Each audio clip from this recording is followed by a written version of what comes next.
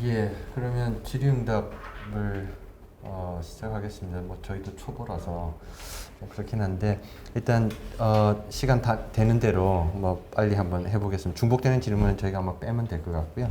어, 제가 먼저 한번 해볼까요? 그럼 질문 선택 하나 하겠습니다. 질문이 3세 아기 아토피가 있어서 약 발라주고 있는데 계속 몸도 가렵지만 항문도 가렵다고 합니다. 항문에도 약을 발라주고는 있는데 원래 아토피 때문에 항문도 가렵기도 하나요. 예, 그 아토피 피부염 사실 뭐 몸 전신에 다 생길 수 있습니다. 그래도 상대적으로 잘 안 생기는 부위가 이 애기들 그 사타구니하고 저 항문 주위는 잘 안 생긴다고는 알려져 있어요. 생길 수는 있지만 아주 흔히 생기는 데는 아니다. 그렇게 보시면 되고요. 그 얘기는 무슨 얘기냐면 아주 흔히 생기지 않는 부위에 뭔가 피부염이 생겼다고 하면 다른 이유들을 일단 먼저 찾아보고 그것이 없으면 그러면 원래 아토피 피부염을 갖고 있는 아기니까 아토피 피부염 때문에 그런 게 아닐까 이렇게 접근을 하셔야 되고요. 뭐 애기들 항문에 뭐 피부염 생기는 건 뭐 흔히 있습니다. 설사 많이 해서 엉덩이가 헐어버리는 뭐 많지 않습니까? 그다음에 땀이 많이 차기도 하고 그래서 뭐 약도 발라주고 좀 시원하게 해주고 하는 것들은 하시면 될 텐데 항문에 계속 문제가 된다 그러면 그건 병원에 가서 아토피 피부염 이외에 다른 병들 확인을 하시는 게 먼저 이루어져야 될 것 같습니다. 자, 그리고 선생님 한번 하시죠. 네. 예. 여기가 화면이 안 바뀌었네. 예. 이걸 한 번 더 누르시면 됩니다. 예. 그리고 질문 선택하시면 됩니다. 네, 그 저한테 질문을 주신 분은 이제 그 앞으로도 신종 바이러스가 계속 나올 건데 지금 이제 코로나 경험이 이제 도움이 될 건지 아니면 이제 전혀 특성을 알 수 없는 이제 다른 바이러스이기 때문에 그 또 대유행이 발생할 수 있다고 보는지 질문을 주셨습니다. 일단 이제 그러니까 제 생각을 먼저 말씀드리면은, 그러니까 지금 이제 코로나 경험이 저는 이제 큰 도움이 될 거라고 생각을 합니다. 요번 코로나 유행에서 우리나라가 이제 좀 초반에 성공적으로 대처했던 이유 중에 하나가 2015년도에 이제 메르스 경험이 굉장히 큰 기여를 했습니다. 그러니까 다양한 이제 전염병이 있지만은 가장 큰 문제를 일으키는 거는 이제 호흡기를 통한 이제 사람 간 전파 전염병이 이제 가장 큰 위협을 초래를 하는데 지금 이제 코로나를 대응하면서 어떤 마스크 착용의 일반화라든지 그 다음에 이제 거리두기라든지 이런 것들이 세계적으로 충분히 이렇게 경험이 쌓였기 때문에 앞으로 다음 이제 신종 감염병이 분명히 생길 수 있겠지만은 이렇게 호흡기를 통한 사람 간 전파 감염병에 대응하는 데는 지금 경험이 이제 크게 도움이 될 거라고 생각을 합니다. 예, 그러면 또 제가 하나 해보겠습니다. 짧은 질문 하나 할게요. 조리 시에 미세먼지가 있다고 하셨는데 이 부분에 주의가 필요하고 규제가 필요하다고 생각하지. 뭐 주의는 필요합니다. 그런데 규제가 필요한 문제는 아니라고 봅니다. 개인이 조심해야 될 문제고요. 환풍기 조리하실 적에 환풍기 트십시오. 위에 팬 틀어서 충분히 빼주시면 되고 그다음에 창문 잘 열어서 환기해 주시면 크게 문제가 되지는 않습니다. 그리고 한 가지 미세먼지 때문에 애들이 나빠질 수 있는 건 있지만 모든 애들이 그렇게 민감하지는 않습니다. 특히 많이 민감한 아이들은 많이 조심을 하셔야 되고요. 또 가볍게 있는 애들은 사실은 어떤 종류의 조리를 하더라도 그렇게 문제가 되지 않아서 뭐 규제나 뭐 이런 엄격한 보다는 환자에 따라서 가정에서 스스로 지키는 그런 정도로 하시면 되리라고 생각을 합니다.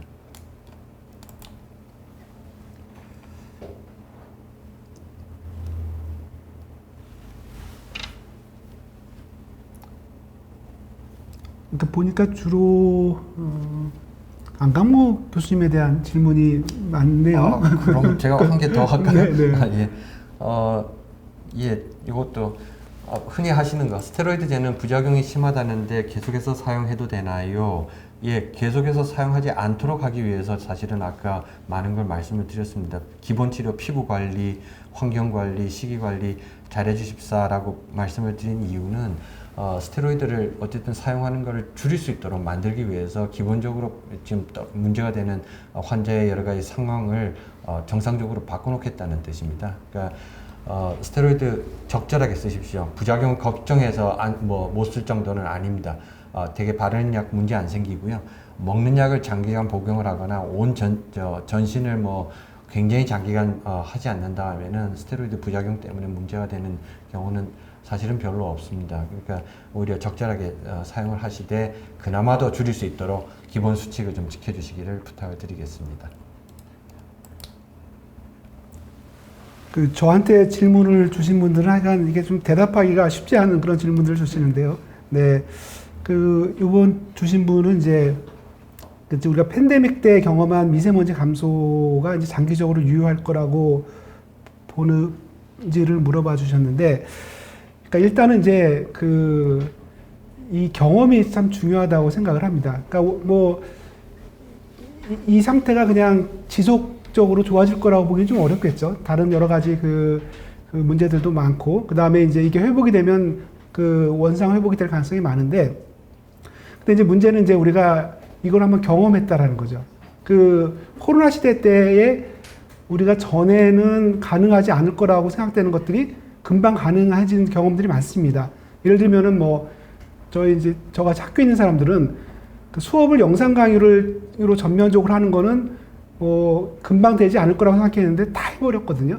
그 다음에 이제 조금 다른 예가 되겠지만은 사람들한테 기본소득을 나눠준다는 거가 좀 가능하지 않을 거라고 생각했는데 또 재난지원금으로 나눠줬지 않습니까? 이런 식으로 우리가 이제 탄소 제출, 순제출 제로, 이런 이제 정책이나 이런 것들이 기존의 생각으로는 가능하지 않다고 생각하지만은 이번 코로나를 통해서 이제 그런 가능성들이 확인이 되면은 기후변화를 대응 대책이나 미세먼지 대응 대책을 좀 획기적으로 실천할 수 있는 어떤 그런 모멘텀이 될 수 있다고 생각을 합니다. 그래서 저는 이제 거기에 기대를 걸고 있습니다.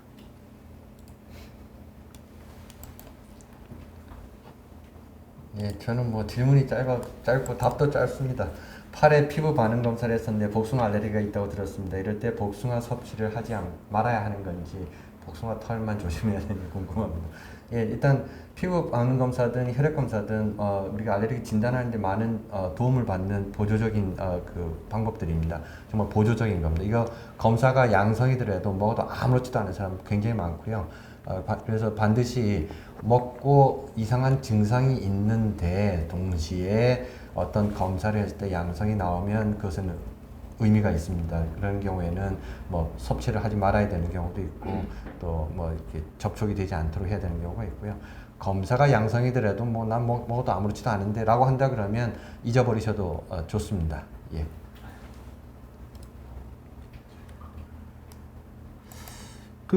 또 굉장히 또 전문적인 질문을 주셔가지고 제가 참 대답하기가 좀 난감하긴 한데, 그러니까 일단은 당장은 이제 환경보건 취약 지역에 대한 여러 가지 조사하는 것이 이제 코로나 때문에 굉장히 지장을 받고 있습니다.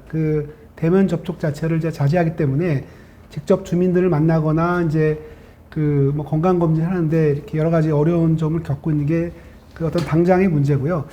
그다음에 이제 앞으로 이제 이 취약 지역 문제를 다룰 때 제가 아까 말씀드린 것처럼 이런 환경보건 취약 지역과 코로나 취약 계층이 거의 일치를 하게 됩니다. 그래서 위험이 좀 증폭될 수 있다라는 가능성을 두고 좀 이제 적극적인 이제 대책을 만들어야 될 거라고 생각을 하는데, 글쎄 이게 지금 딱 질문하신 취지에 정확하게 제가 좀 대답하기는 좀 어려움이 있습니다. 예. 코로나가 유행하는 최근에 아토피 피부염 발생 추이에는 변화가 없는지 궁금합니다. 국민들의 생활 패턴이 변하고 대기 오염 감소했기 때문에 발생이나 악화 추이 변화가 있을지도 모르겠다는 기대를 말씀하신 것 같습니다. 아직은 잘 모르겠습니다. 앞으로 조사를 해봐야 되는 거고요. 일단 두 가지 나눠서 좀 말씀을 드려야 될 것 같은데, 증상 악화가 있는지를 보는 것은 굉장히 단기간의 문제라서 지금 외래의 환자 오는 것들을 보고 어느 정도 말씀을 드릴 수 있을 것 같아요. 아토피 피부염 관련해서도 어느 정도는 좀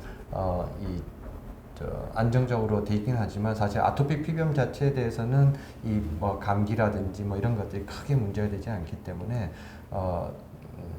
뭐 그런 대로 큰 변화가 보이지는 않는 것 같습니다만 많은 아이들이 앓고 있는 천식, 알레르기, 비염 뭐 이거는 애들이 굉장히 안정적입니다. 특히 학교 안 가니까 감기에 옮지 않고 있고요. 미세먼지 줄어들었고 코로나 바이러스 때문에 늘 마스크 쓰고 다니고 이 손 씻기 잘하고 하다 보니 애들이 굉장히 안정적으로 잘 유지가 돼서 단기간 어떤 알레르기 질환의 악화에 대해서는 상당히 긍정적인 면이 있습니다. 굉장히 불편한 걸 감수했더니 좋아졌고요.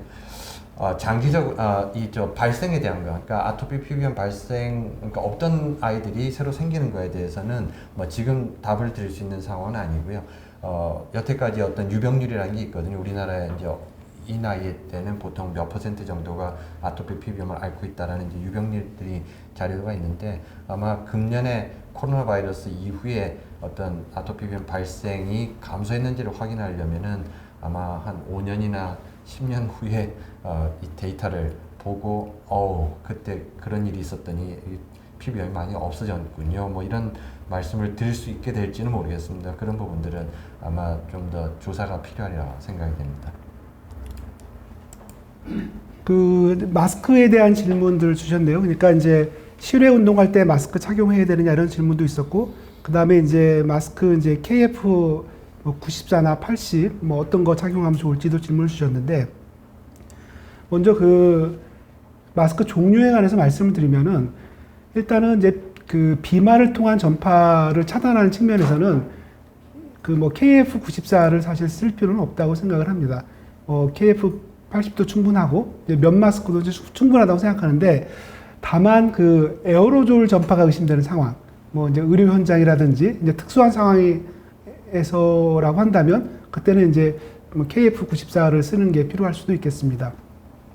그다음에 이제 야외 운동할 때 마스크 착용 관련해서는 아까 제가 이제 그 발표 때도 말씀드렸지만은 그 바이러스의 어떤 양이 중요하거든요. 그러니까 양이라는 거는 얼마나 근거리에서 얼마나 오랜 시간을 같이 있느냐가 그 결정을 하기 때문에, 그 운동하는 경우에 이제 특히 실외 같은 경우에는 설령 뭐 사람을 접촉한다 하더라도 순간적으로 이렇게 스쳐가기 때문에 그 운동하실 때 마스크는 착용하지 않으셔도 된다고 봅니다. 다만 이제 마스크를 갖고 다니실 필요 있는데, 예를 들면 운동하다가 지인 만나면 또 얘기하실 거잖아요. 그때는 이제 마스크를 쓰고 얘기를 하시는 게 중요하고, 그 다음에 운동하러 나가고 들어올 때 이제 또 엘리베이터 타고 그럴 테니까 마스크를 이제 갖고 다니시면서 사람과 접촉하는 경우에는 착용을 하시되, 운동하는 중간에는 이제 벗고 하셔도 무방하다고 생각을 합니다. 예, 비슷한 질문 하나 더 말씀드리면, 코로나19 관련해서 알레르기 반응과 어떤 영향이 있을까? 예로 꽃가루 알레르기 환자가 마스크를 계속 착용하니까 오히려 발병률이 낮아졌을까요? 마스크가 코로나 또 알레르기 예방에 또 도움이 될지요? 예, 그렇습니다. 실제 마스크 쓰고 있고, 그래서 알레르기 비염 환자들 봄철에 굉장히 많이들 고생하는데 증상들이 많이 가벼워졌어요. 예, 그래서 뭐 코로나 바이러스 때문에 불편한 점은 있지만 잘 지켜주시면 오히려 앞으로도 코로나 바이러스 없는 시대에도 이런 수칙들을 지켜주시면 병원에 잘 안 다니고 그냥 즐겁게 살 수 있을 것 같습니다. 그 백신 그 개발에 대한 질문을 주셨네요. 사실 뭐 얼마쯤 걸릴지는 뭐 아무도 정확하게 알기는 어려운데, 어쨌든 뭐 이렇게 연구 나오는 걸 보면은 빠르면 뭐 그 내년 초에라도 이제 가능하다고는 이제 나오고 있습니다. 근데 원래 사실 백신 개발은 뭐 한 10년 단위로 걸리는 거거든요. 근데 지금은 이제 전 세계가 그 백신 개발에 이제 그 노력을 하고 있기 때문에 뭐 기간이 이제 단축될 거라고 예상은 되긴 합니다. 근데 이제 백신 관련해서 좀 두 가지 점을 좀 생각하실 필요가 있는데요. 그 백신이 개발됐다고 해서 바로 예방이 되는 건 아니고, 그 개발된 백신이 전 인구의 상당수, 뭐 한 60-70% 이상이 맞아야지 이제 예방 효과가 있는 거기 때문에, 그 백신이 개발되는 시기가 곧 코로나가 해결되는 시기라기보다는 그 다음부터는 한참 더 걸리겠죠. 그래서 뭐 그 어떤 나라에서는 바로 백신을 받아서 예방 접종을 할 수도 있을 것이고, 그 다음에 이제 그게 능력이 안 되는 나라는 백신이 개발됐음에도 불구하고 한 오랜 기간 동안 백신 접종을 못 할 수도 있는 거죠. 그 다음에 또 한 가지 생각해야 될 부분은, 우리 그 인플루엔자 백신 많이 맞으시잖아요. 근데 인플루엔자 백신을 맞는다고 해서 100% 인플루엔자 예방되는 건 아니지 않습니까?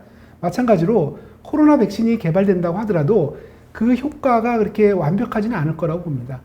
그래서 이 백신 개발에 우리가 다 목매달고 있지만은 백신 개발이 곧 코로나 문제 해결이 아니라 뭐 코로나 문제를 약간 완화시키는 정도? 그래서 앞으로 상당 기간 동안에 결국 우리가 코로나랑 같이 살아갈 수밖에 없지 않나 이렇게 예상을 하고 있습니다.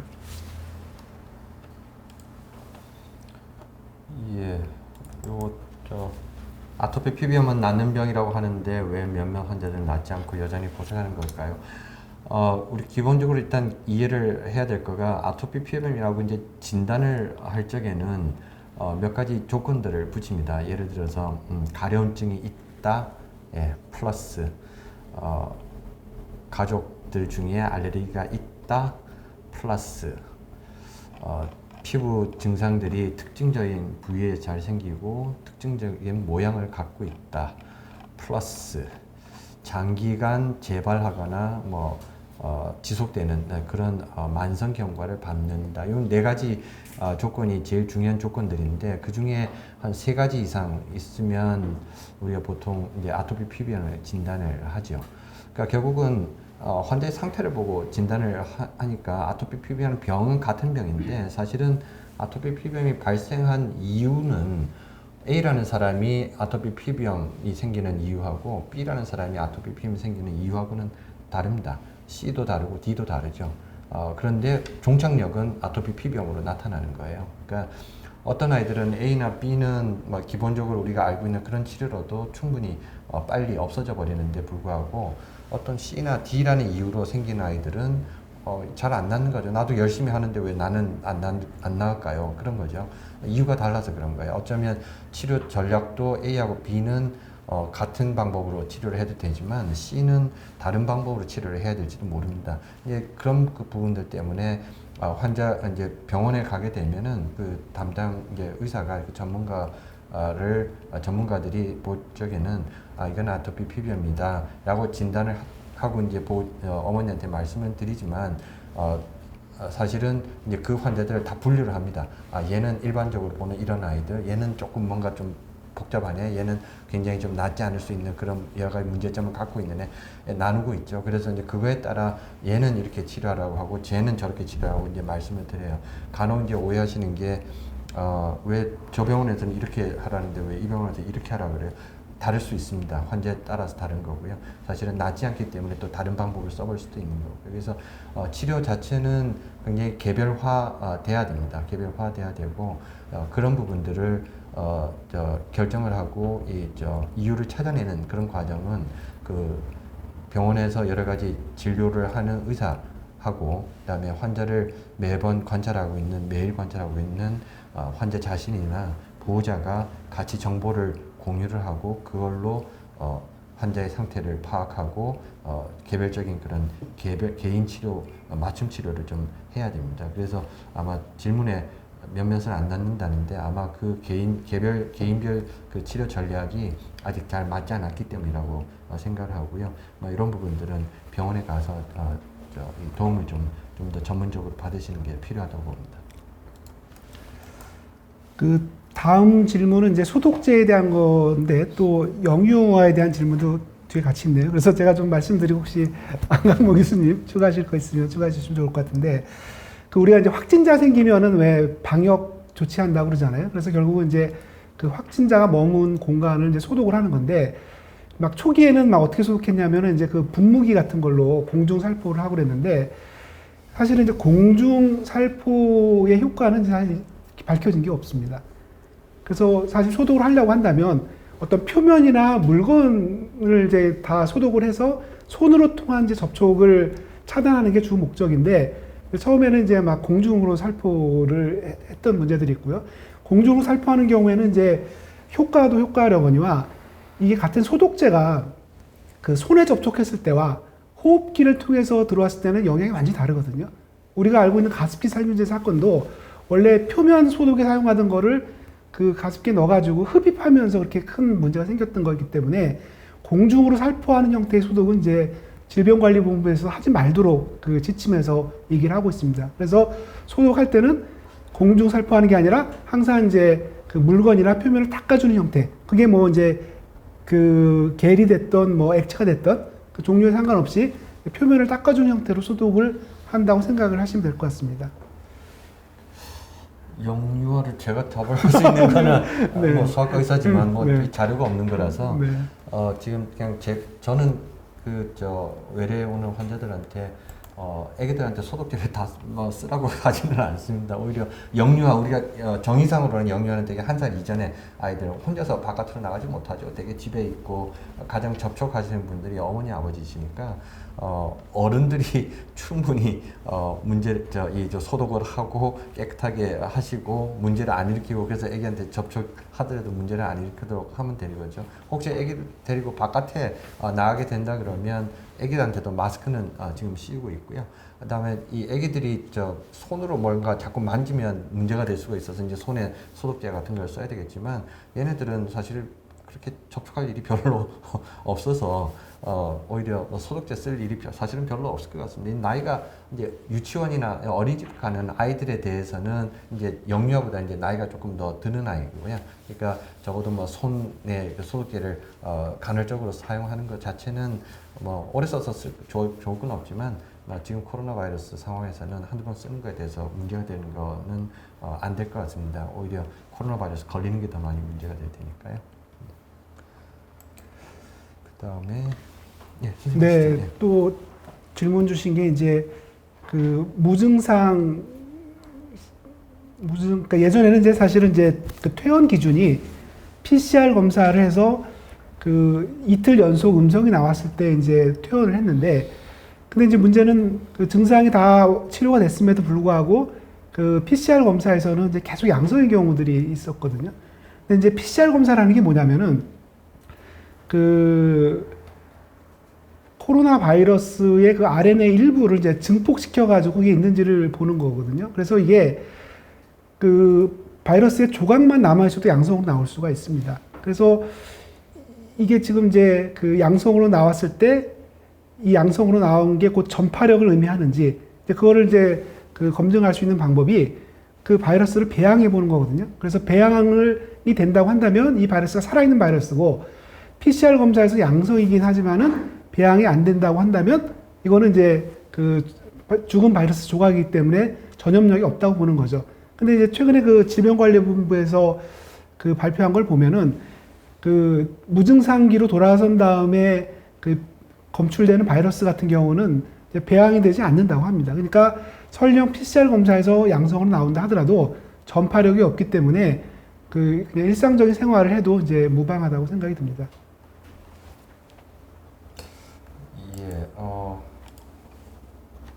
아토피 피부염을 진단받은 아이는 음식을 제한해야 할까? 땀띠와 아토피 피부염 구분이 어렵습니다. 어떻게 구분하면 될까요? 두 가지 질문인데요.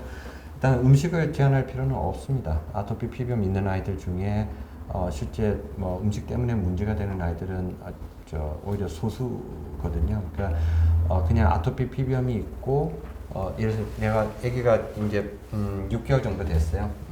아기 모유를 먹이고 있었고 이유식을 이것저것 이제 하고 있는데 아토피 피부염이 있다고 진단을 받았습니다. 그러면 음식을 제한해야 될까요? 아니, 그건 절대로 아니라는 거죠. 아토피 피부염을 갖고 있더라도 음식에 의한 영향을 분명히 갖고 있는 아이라고 확진이 된다 그러면 걔는 그 해당하는 음식만 제한하면 됩니다. 나머지 음식은 다 먹어도 됩니다.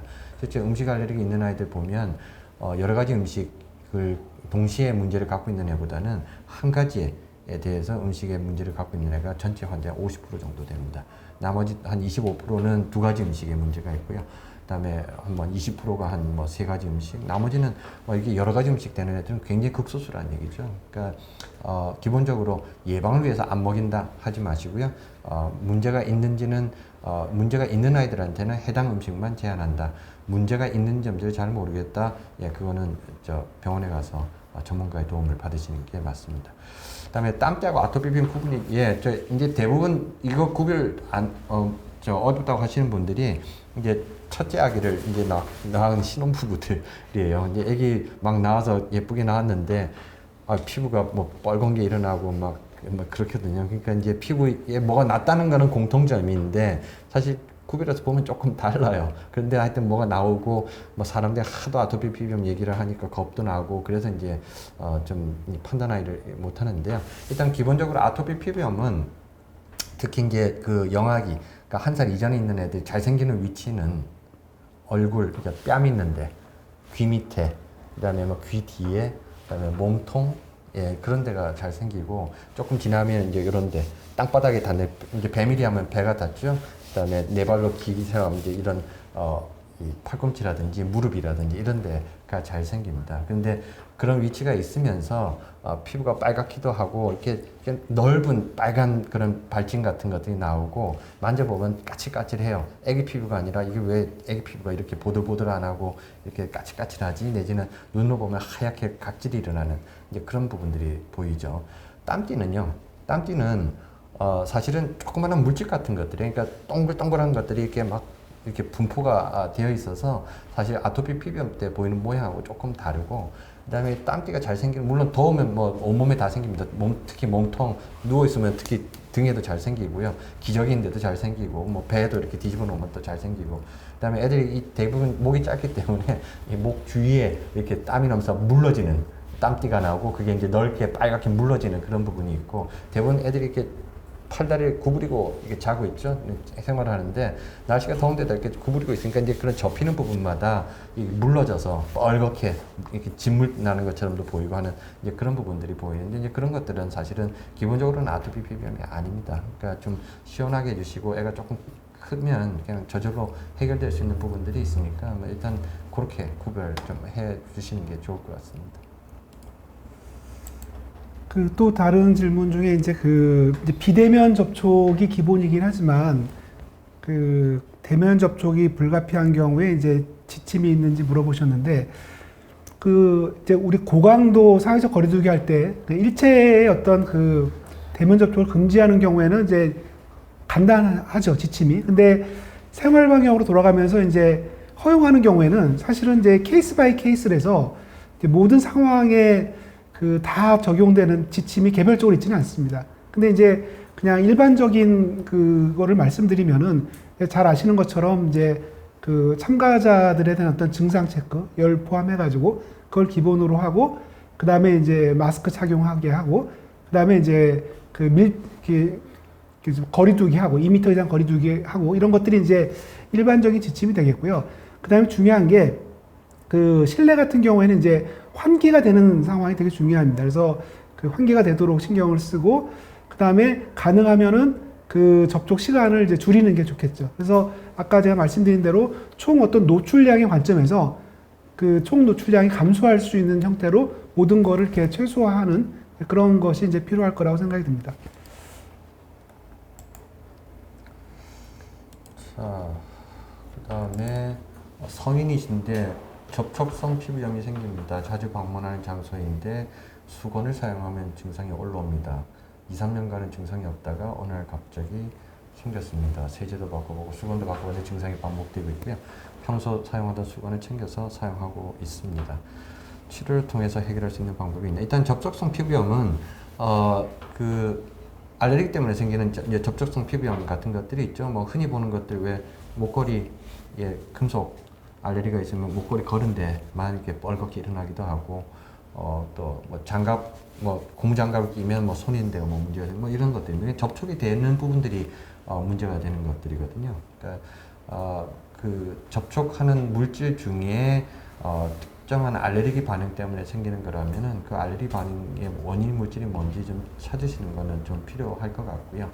근데 이제 수건을 사용하면 증상이 올라온다. 이 공용으로 쓰는 수건이라 그러면 사실 뭐 그게 알레르기 물질인지 사실은 깨끗하지 않아서 그런 건지 사실은 알 수가 없습니다. 어쨌든 그 수건을 사용한 부위만 이 피부염이 생긴다고 한다 그러면 사실은 그 치료를 하는 것이 내가 병이 있어서 그런 게 아니라 접촉하는 그 물질의 문제거든요. 그러니까 그거를 제거하시는 게 필요하고요. 지금 말씀대로라면은 평소 사용하던 수건을 챙겨가서 사용하면 뭐 크게 문제가 되지 않는 것 같은데요. 뭐 일단은 뭐 어느 수건을 사용해도 괜찮도록 만들어주세요. 이거는 아마 아닐 것 같고요. 조금 귀찮더라도 증상이 자꾸 생기지 않도록 좀 그 원인 물질만 좀 피해주는 쪽으로 가시는 게 필요하고 어쩌다가 조심이 안 돼서 또 나빠진다 그러면 그때 잠깐 약 쓰는 거는 괜찮습니다. 아까 말씀드렸던 그 스테로이드 제제 같은 것들이 이럴 때 쓰면 일단 증상들을 완화시켜 주기 때문에 그때만 짧은 기간 동안 쓰시면 많이 도움이 될 겁니다. 그 무증상 감염에 대한 질문 주셨네요. 도대체 무증상이 또 어떻게 하느냐 이제 이런 질문 주셨는데요.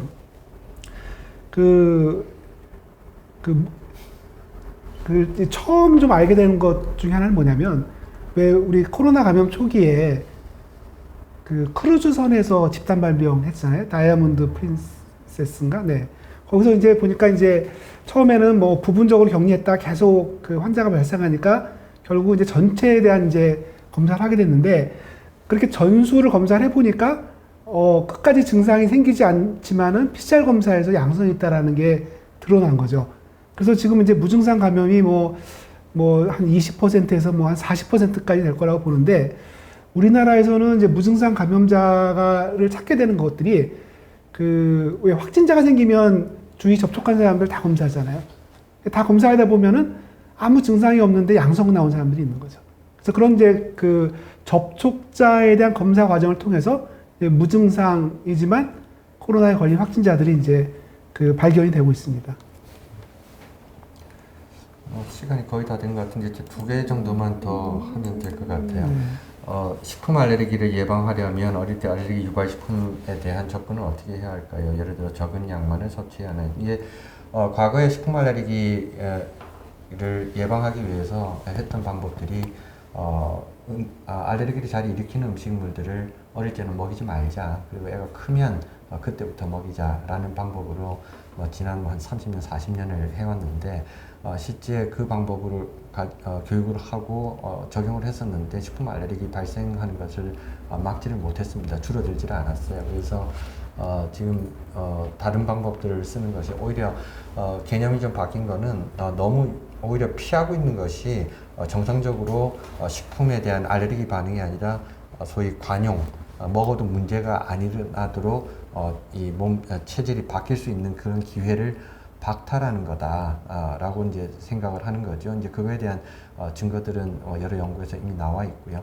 그래서 지난 한 4, 5년 정도 전에 영국을 중심으로 해서 특히 땅콩을 어렸을 때부터 섭취를 안 하게 했었는데 차라리 먹이자 그래서 그 위험군들한테 미리 먹였더니 오히려 땅콩 알레르기가 덜 생기더라. 그러니까 예방을 하려면 오히려 피하는 게 아니라 어렸을 때부터 섭취를 할 수 있도록 만들어줘야 되겠다라는 이제 개념의 큰 전환이 생겼습니다.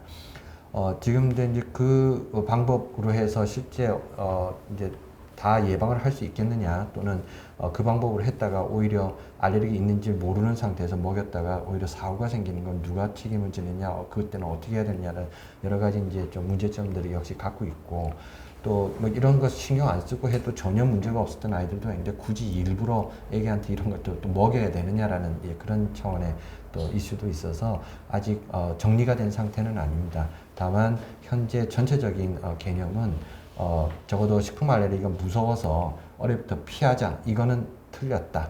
그러니까 적극적으로 그냥 아토피 피부염이 있더라도 이 식품 알레르기를 예방하려면 피하는 게 아니라 정상적으로 이유식하는 시기에 맞춰서 다양한 음식을 먹을 수 섭취할 수 있도록 만들어야 되겠다. 다만 혹시 아토피 피부염이 너무 심한 아이라고 한다 그러면 이미 내가 이유식하기 전에 알레르기가 생겼을지도 모르니까 아주 소량씩 먹여보고 괜찮으면 양을 조금씩 늘려가서 이게 정말 먹어도 괜찮은지를 보시고 그래서 이유식을 적극적으로 하시는 걸 권장을 합니다. 예. 그러니까 이게 아마 이제 마지막 질문이 되겠네요. 네. 그 코로나 바이러스로 인한 이제 환경보건 관점의 취약 지역 중에 좀 가장 우선적으로 그 생각이 나는 게 그 올여름 이제 폭염입니다. 폭염. 그러니까 사실은 이제 폭염 있을 때 이제 가장 취약한 분들이 쪽방촌 같은데 혼자 사시는 그런 분들인데 예년에는 이제 정부에서 무더위 쉼터를 이제 운영을 해서 거기서 좀 폭염을 피할 수 있도록 했는데 사실 지금 무더위 쉼터에 모여 있다라는 게 또 코로나의 굉장히 위험 요소이기 때문에 그분들이 특히 이제 어려움을 겪을 거라고 생각이 들고요. 그다음에 이제 그 다른 분들도 원래 이제 더울 때는 이제 우리가 그 창문을 다 닫고 이제 에어컨을 트는데 그 환기가 안 된 상태로 장기간 이제 에어컨 가동하는 것들은 또 다른 위험이 소지가 있기 때문에 이 폭염과 관련된 부분을 올여름에 특별히 신경을 써야 될 거라고 생각을 합니다. 지금 뭐 그 시간이 다 됐는데 우리 안강모 교수님 간단하게 인사하시고 제가 클로징하고 이렇게 할까요? 네. 예. 네, 네. 예, 뭐 끝까지 들어주셔서 감사드리고요. 이 환경보호 콘서트에서 예, 보여드리는 이런 내용들이 지금처럼 고립되고 사회적 격리하고 사회생활을 잘 제한적으로 하는 예, 이 시기에 좀 많은 도움을 드렸기를 기대를 합니다. 아까 질문이 사실 조금 몇 개가 더 있었는데요. 일단 뭐 시간이 돼서 죄송하지만 그 부분들은 제가 직접 저희들이 답을 드리지는 못하겠습니다. 또 이 환경보호 콘서트에서 앞으로도 또 내년에도 또 여러 가지 또 정보를 드릴 수 있을 테니까 그때 또 배울 수 있을 것 같습니다. 예. 네, 그 제가 이제 그러니까 클로징을 그 멘트를 하기로 되어 있는데 여기 적힌 걸 보니까 이제 사전에 공지한 바와 같이 사은품으로 이제 모바일 커피 음료권을 드릴 예정이라고 합니다. 그 사실은 이제 그 커피 응모권보다 강의가 좀 더 유익했다고 생각을 해주시면 감사를 하겠고요. 그다음에 이제 환경보험 콘서트는 이제 오늘로 끝나는 게 아니라 총 5회가 진행될 예정입니다. 그리고 다음 환경보험 콘서트는 7월 28일 날 화요일 오후 3시에 그 어린이 건강을 주제로 이제 열릴 예정이니까 그때도 많은 관심을 가져주시길 바랍니다. 지금까지 참여해주신 여러분께 진심으로 감사드리면서 오늘 환경보험 콘서트를 마치도록 하겠습니다. 감사합니다.